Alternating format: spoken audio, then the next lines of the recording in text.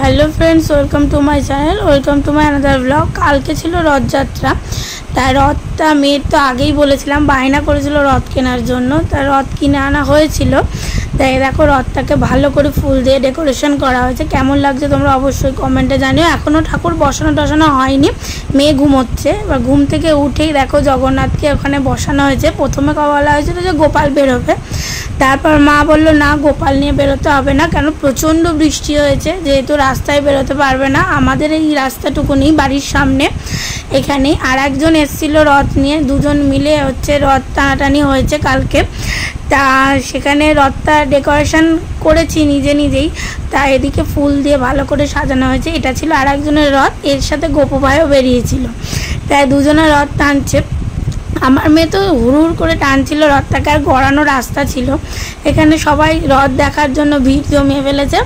তাই এখানে রথ টানার পরে তাই এখানে সবাই বেরোচ্ছে রথ দেখে নিয়ে।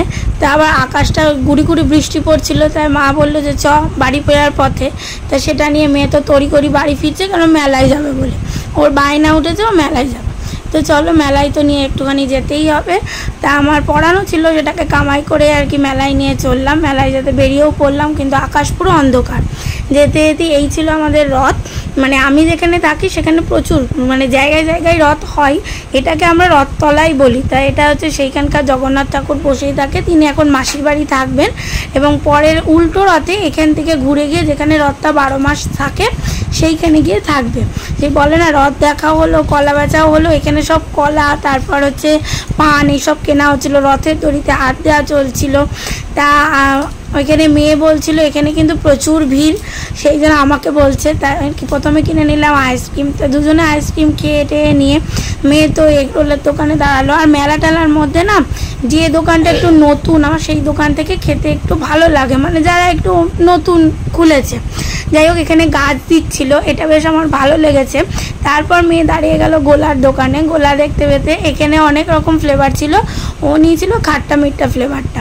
যাই বলো মেলার মধ্যে গাছ লাগাও, গাছ বাঁচাও, এই যে মেসেজটা দিচ্ছিল, আর প্রত্যেককে একটা করে গাছ দিচ্ছিল, এইটা বেশ আমার ভালো লেগেছে। আর রথের মেলায় পাঁপড় ভাজা খাবো না, এটা তো হতেই পারে না।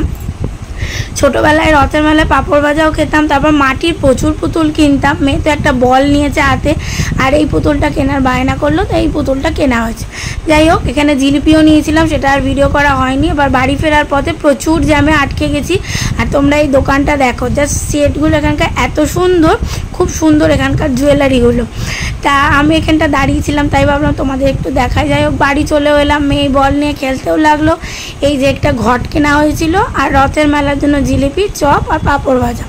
তা তোমরা রথে কে কী করলে সেটা অবশ্যই জানিও, আর ব্লগটা কেমন লাগলো সেটা জানিও। আর আমি তো প্রতিদিন আমার ব্লগ শেয়ার করি, আজকে আমার মেয়েরটা শেয়ার করলাম, কেন মেলা বাচ্চাদের উপলক্ষেই বেশিরভাগ। যাই হোক ভিডিওটা কেমন লাগলো জানিও, সাবস্ক্রাইব করো, কমেন্ট করো, ভুলো।